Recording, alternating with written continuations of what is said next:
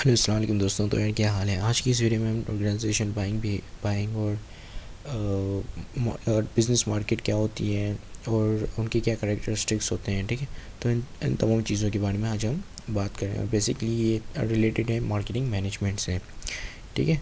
So organisation buying refers to the decision making process by which the formal organizations establish the need for the purchased product and services and identify, evaluate and choose among alternative brand suppliers. Organization buying in short in simple क्या होती है कि जब organisation अपनी raw material purchase करती है तो उस चीज़ को हम कहते हैं, या अपनी रॉ मटेरियल या सप्लाईज वगैरह ऑफिस सप्लाईज वगैरह परचेज़ करती है तो उसको हम कहते हैं ऑर्गेनाइजेशनल बाइंग, ठीक है।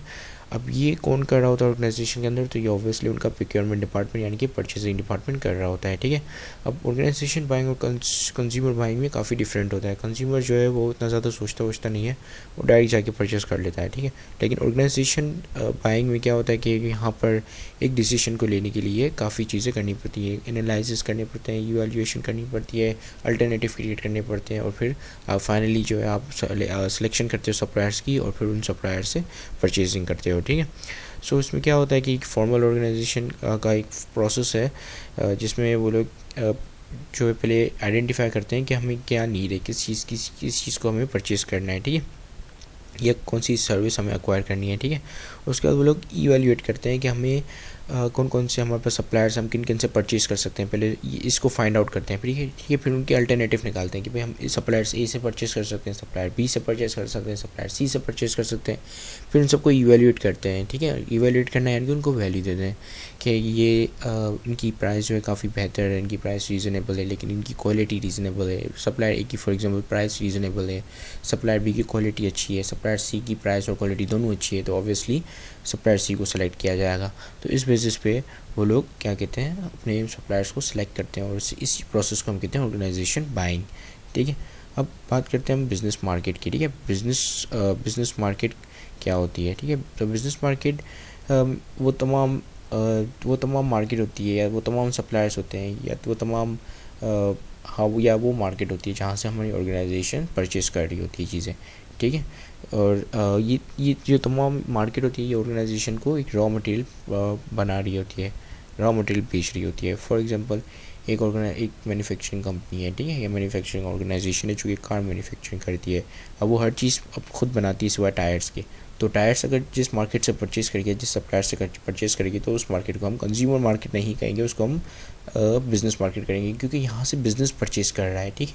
इसको हम कंज्यूमर मार्केट क्यों नहीं बोल रहे हैं, गौर से सुनना है, क्योंकि यहाँ पे बिज़नेस पूरा एज अ बिज़नेस यहाँ पे और पूरी as a organization as a whole यहाँ पर परचेजिंग करी है, not just a single individual, ठीक है। तो जिसकी वजह से हम यहाँ पे इसको बिज़नेस मार्केट कह रहे होते हैं, ठीक है। बिज़नेस मार्केट में कौन कौन सी मार्केट आ जाती हैं, तो इसमें हमारे पास एग्रीकल्चर आ जाता है, ठीक है।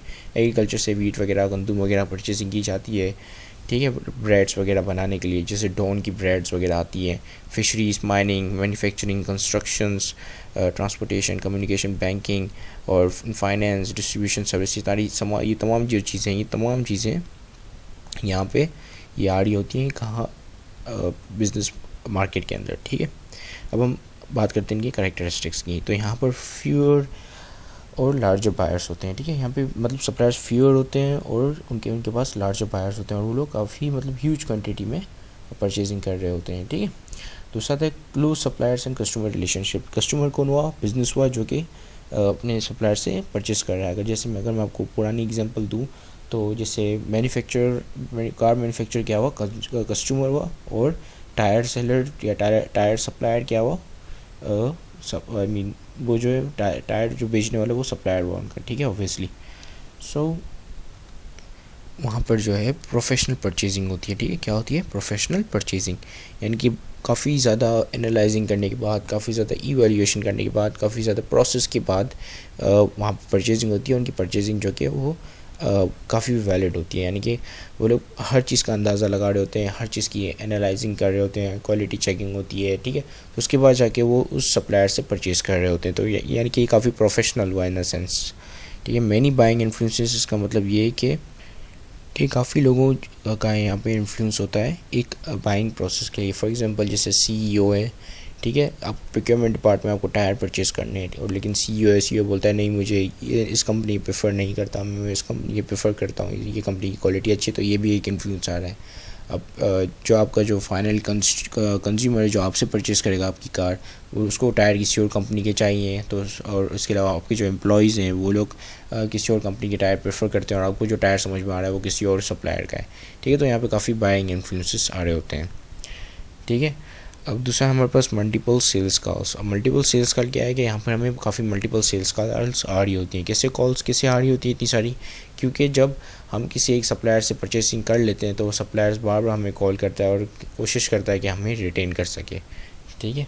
सो यहाँ पर मल्टीपल सेल्स कॉल्स और आ रही होती है। मैन्युफैक्चरर चाह रहा होता है कि हमसे long term mutual relationship, mutual beneficial relationship कायम करे, ताकि फिर वो हमें इन द फ्यूचर भी वो हम उनसे ही परचेस करें। ठीक है। फिर आता है हमारे पास दूसरी कैरेक्टरिस्टिक हमारे पास आती है ड्राइवेड डिमांड। ठीक है, ड्राइवेड डिमांड, इसे कलर कर देते हैं ड्राइवेड डिमांड। अब ड्राइवेड डिमांड क्या होती है? ठीक है, when the customer need to be catered by the producer like you are manufacturer and making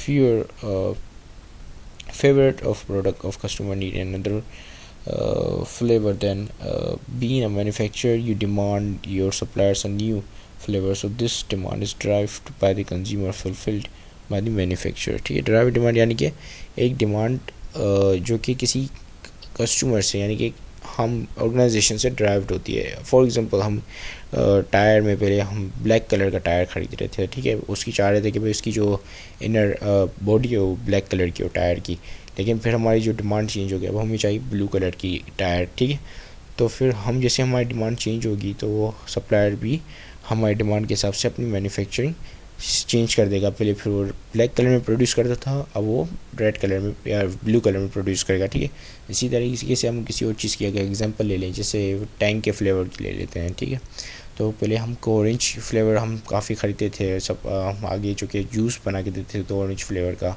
ठीक है, वहाँ से मैन्युफैक्चर से ऑरेंज टैंक ऑरेंज लेते थे और फिर उनको जूस बनाकर और फिर हम आगे उन्हें जूस बेचते थे। ठीक है, तो अब आगे जो हमारा फाइनल कंज्यूमर है उनको अब ऑरेंज फ्लेवर पसंद है, अब उनको मैंगो फ्लेवर चाहिए, तो हमने भी उनसे मैंगो फ्लेवर मांगा और क्या हमारी जो कि डिमांड है ये ड्राइव्ड हो गई कहाँ पर? हमारे मैन्युफैक्चर के बाद या सप्लायर के पास। ठीक है, अब दूसरा आता है इनलास्टिक डिमांड। यहाँ पर इनलास्टिक डिमांड होती है कि प्राइस की चेंज होने से डिमांड चेंज नहीं होती है, डिमांड वही की वही रहती है, क्योंकि प्राइस कितनी भी हो ये हम जो है कॉस्ट ऑफ गुड्स सोल्ड जो होता है वो हम वहाँ पर लगा लेते हैं। किस पे लगा लेते हैं? गुड्स पे लगा लेते हैं। ठीक है, फिर होता है फ्लक्चुएटिंग डिमांड, और यहाँ पर जो कि है प्राइस की चेंज होने से डिमांड चेंज नहीं होती है, लेकिन फिर भी डिमांड कभी कभी फ्लक्चुएट होती है, लेकिन प्राइस की वजह से नहीं होती है। ठीक है, अब दूसरा आता है जोग्राफिकल कंसनट्रेटेड बायर्स। ठीक है, अब ये जोग्राफिकल कंसनट्रेटेड बायर्स होते हैं वो होते हैं जो जैसे फॉर एग्ज़ाम्पल किसी पर्टिकुलर एरिया में रहते हुए वो देखते हैं कि वहाँ के कल्चर्स कैसे हैं, वहाँ पे कौन कौन सी चीज़ें बिक रही हैं या कौन कौन सी चीज़ें यूज्ड हो रही हैं, और उस हिसाब से वो लोग परचेजिंग करते हैं। ठीक है, दूसरा आता है डायरेक्ट परचेजिंग। यहाँ पर डायरेक्ट परचेजिंग हो रही होती है। डायरेक्ट ऑर्गेनाइजेशन जो है वो मैन्युफैक्चरर से परचेज़ कर रहा होता है और बीच में कोई रिटेलर या कोई मिडल मैन नहीं होता है। ठीक है, so these are the characteristics and hopefully that you have gotten the clear idea about it. So have a great day and Allah Hafiz.